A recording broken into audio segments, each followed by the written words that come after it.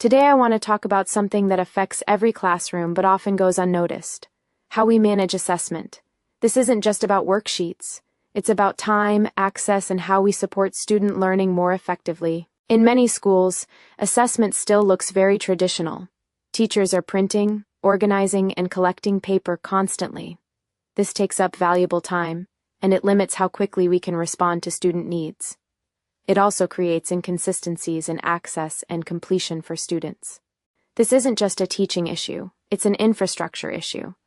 The systems we use shape how efficiently teachers can work and how well students can engage. When the system is outdated, even great teaching becomes harder to deliver. What if we didn't have to change what teachers are already doing? What if we could take the worksheets they already use and simply make them more effective, interactive, organized, and data-informed without disrupting their workflow? This is where Classworks comes in. It allows teachers to keep their existing materials, but transforms how they are used, making them digital, interactive, and automatically organized. Classwork supports teaching and learning across 4 key areas. First, operational support. It reduces the day-to-day workload for teachers, from assignment tracking to paperless storage, while integrating directly into existing systems like your LMS. Second, assessment intelligence. Teachers get immediate insight into student understanding through auto-grading, flexible marking options, and real-time feedback. This allows for quicker instructional decisions. Third, curriculum stability. There's no need to redesign or rewrite materials. Teachers can simply upload what they already use, PDFs, Word documents, or images, and bring them into a more effective system. And finally, interactivity. Classworks transforms static worksheets into engaging learning tools with features like text input, drag and drop, annotation, and even audio or video integration. So overall, this isn't about changing what teachers teach, it's about strengthening how it's delivered. In practice, it's simple. A teacher assigns a worksheet digitally in seconds. Students complete it on any device. Feedback is immediate, and the teacher can instantly see where students are struggling. The teaching stays the same, but the system becomes much stronger. For students, this means quicker feedback, more accessibility, and a more engaging experience. They're not waiting days to understand what they got wrong. They can adjust and learn in real time. For teachers, the impact is significant. No more printing, organizing, or collecting papers. Resources can be reused year after year. Feedback cycles are faster, and teachers gain back time they can reinvest into instruction and student support. At a leadership level, this creates better visibility into student learning, more consistency across classrooms, and a system that supports both teachers and students more effectively. This also improves cost efficiency. Schools reduce spending on paper and printing, while increasing the value of the resources they already have. One of the most important parts of this approach is that it feels familiar. Teachers are not being asked to completely change what they do.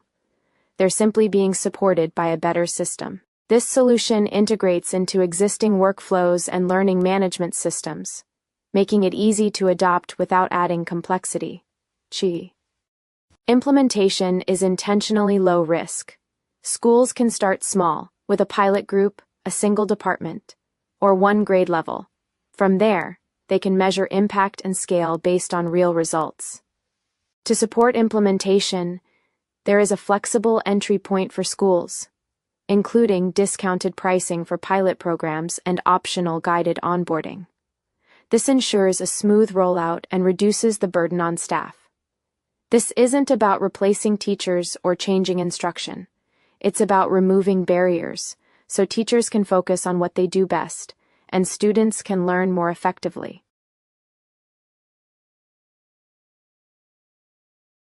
There's not that many of us. So what I've done is I've just signed into my account that I created earlier. And again, I just use the RCSD one-to-one account. And these are all the different worksheets that I've already created, just been playing around with it. But I'm going to show you today how to do it. Now, if you ever get stuck in something, you could click on Get Started. This will open up a Hey YouTube. guys, it's Emily with YouTube channel that is their teacher made channel, and it has mini videos, kind of like what we do in our online courses, to go through the steps of how to do this. There's also a support feature, which is really nice. I had a couple questions yesterday when I was playing around with it, and you could go in the support and you can basically create, it's like a discussion forum, and you create questions, and they're really good at getting back to you. It's also a great way that you could actually not only ask for support, but feedback and suggestions. So, if you start playing around with it and you're like, oh man, I wish I could do this with it, give them a suggestion. They're definitely looking for all the different ideas and features. So I want to get started. And so here's my worksheet, but I'm going to create a worksheet. And create a worksheet just means I'm going to upload a PDF. So I'm going to click Create Worksheet. First thing I want to do is title it. So I'm going to title, Wednesday PD morning session. And then I'm going to see right here, it says drag a drop a file here or click to choose one from your computer. So I'm going to click, it's going to open up to my computer, and I'm looking for, if I just, there we go. Nope. Which one am I looking for? That would be good to know, right? Oh, here we go. Teacher made example. Okay. So I'm going to upload my worksheet. Now my worksheet has, I don't remember, 5 or 6 pages of PDF. You could have, and I can't remember for sure, but it's up to 12 or 16 pages. Okay. Now, right now, I uploaded these, and it says pick at least one page. So right now, you can select which pages you want to actually create into a worksheet. And that's nice because sometimes when you upload PDFs, you might have answer keys inside of them. So obviously, you wouldn't want that for your students, so you wouldn't choose that. So you can see right here, you can deselect and say, maybe I don't want this page, right? And I just want the 4 pages. Maybe that's the answer key. I want my 5 pages. So I'm going to select all of them, and I'm going to create a worksheet. And now this is my worksheet.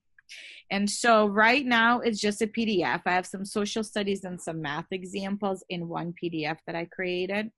So I have some multiple choice, some matching activities, so you can kind of see the different pieces to put in. Some math ones with fractions I wanted to show you. Another math example, but again, any subject area can use this. This is all just, this is a Regents question. These are all just PDFs, right, that I put together. So in reality, you could just take this and just assign it to students.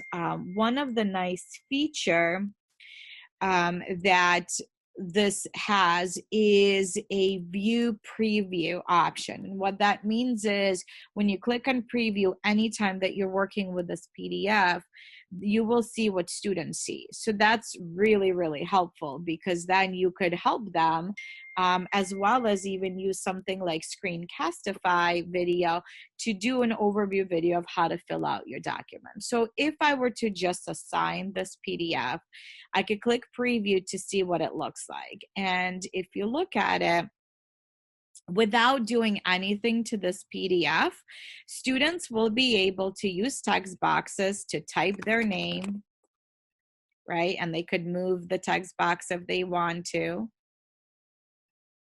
Maybe, there we go, move the text box if they want to.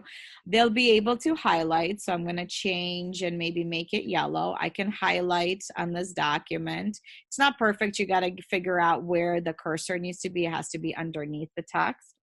The students will be able to draw. They could circle, again, changing the colors. They can select their, the answer. Maybe it's not this one. I think it's this one. If they go to something like matching, right, they can make lines. Actually, there's a line one, which is even better. So the kids will be able to just draw, type their answers. Right now, there's two shapes that they can use, such as squares and circles. Okay, so that's pretty much what they can do. And so you can, if you would like to, just assign this PDF the way it is, and the students will annotate using these tools. Now, again, I would recommend using something like Screencastify that we all have the paid version for, to do a recording and showing them how to use these tools the first time, so they know, okay, this is my text box, this is my highlighter, my line tool, my pen tool, things like that. But there's more to this website and more to this tool than just assigning the way it is. You could actually take these question sets and make them interactive, in terms of you can put the correct answer in here, and then students will select the answer, and then when they check their work and submit their work to you, they'll see the feedback. And they could either see the right answer if you want them to, or at least they're going to see if they got the question right or wrong. So that immediate feedback, which is very, very powerful, especially during asynchronous learning. So this is very, very nice tool to use for asynchronous learning. So let me go through a little bit about these icons. This is, so again, if I want to jazz this up, right, I take my PDF, and instead of assigning it the way it is now, which again I can, and I'll show you how to assign in a little bit, but I want to actually put in the interactive answers, so then the students can fill them out. So then I'm going to use these tools on the bottom. And let me go through some of these tools. The first tool is your insert short answer tool. In that tool, you'll be able to insert a text box where the students will put in an answer. This is really good if you have maybe fill in the blank, or some kind of answer where it's specific answer that you want students to write out. Because then what's going to happen is, if they write it out correctly, then they would get the full points or 2 points, whatever you assign. You also have a drop down. So again, if you have, let's say, choices, maybe you have 5 words or 5 items that you want students to look at and pick one of them, you can create drop downs. You can create a P, which is an open answer text box, and that one is great for in math if you're doing, students have to explain their work, or if you have some kind of a paragraph that they need to write, a reflection sheet, something like that, you would use the P.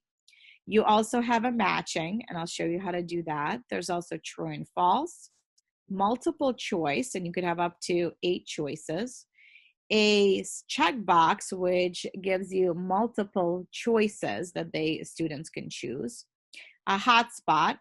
Hotspot is great when you have questions like, let's say you have an image that you might want students to select multiple things in that image. So you can make hotspots all over the image, and they need to select specific pieces of that image.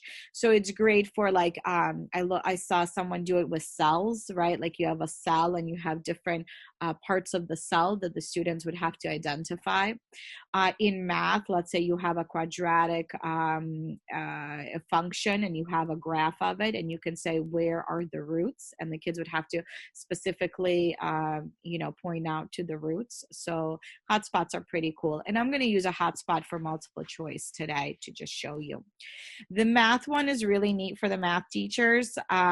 For younger grades specifically, the numbers, fractions, and mixed numbers is great, because it's text boxes that will give students an option that they have to put in a fraction.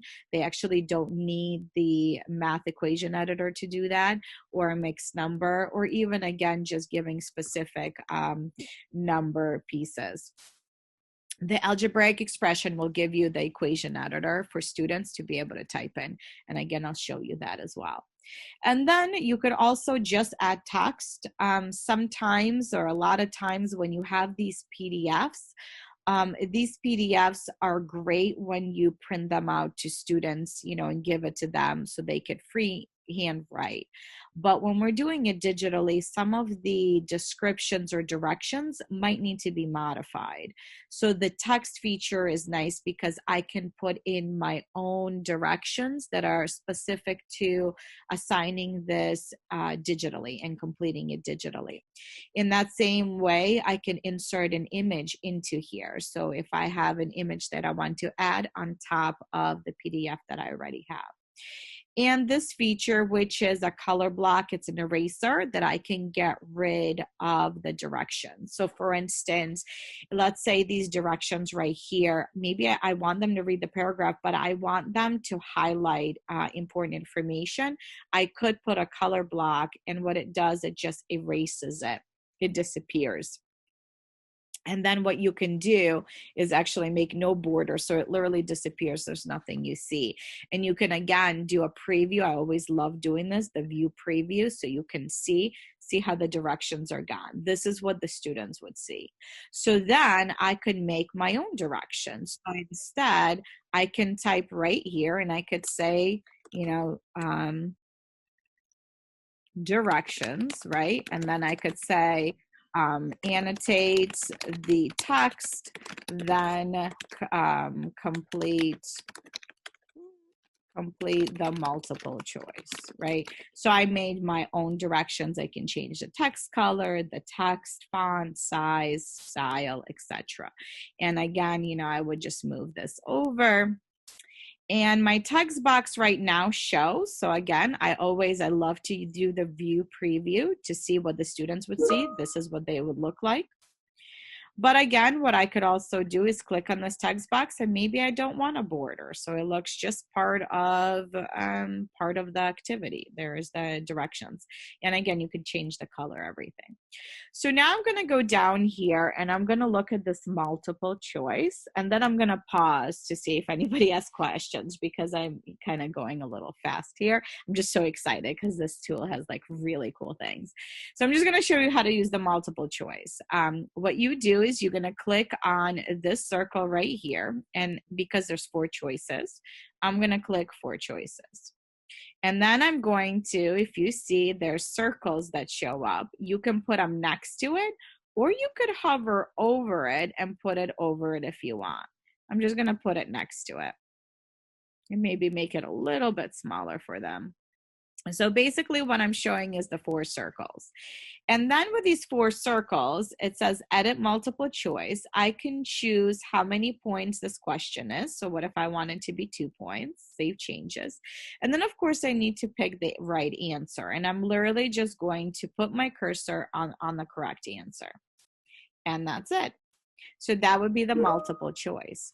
If I click view preview again, this is what my students will see. They'll see these circles and they will have to choose whichever one they think is the answer. Is it A, B, C, or D?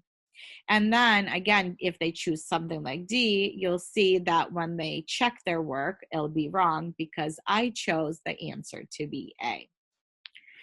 And then for the other 2, I'm going to do the same thing. Now, another feature that's really nice with TeacherMade is I don't necessarily have to go back to the multiple choice. I can select the one I already did and then go to edit and duplicate. There's also a shortcut, Control D.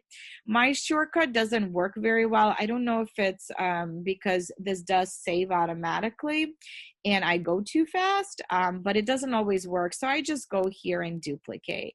And then again, I can just take it, move it, and here's my next choice. Maybe I want to make it a little bit smaller because it's, kind of looks, kind of fit it in here. And then I want to change my answer, and I can do that, and that's how I would do it. And then again, I select it and do the same thing. I'm going to duplicate, move it over here, and this one I think the answer is D also, and I'm going to leave it as this, right? So again, you could do that. You could put it over it if you want. You could do it this way. It's really up to you how you do it. If you are stuck and you're like, well, I don't know what to do with this multiple choice, you could always go to the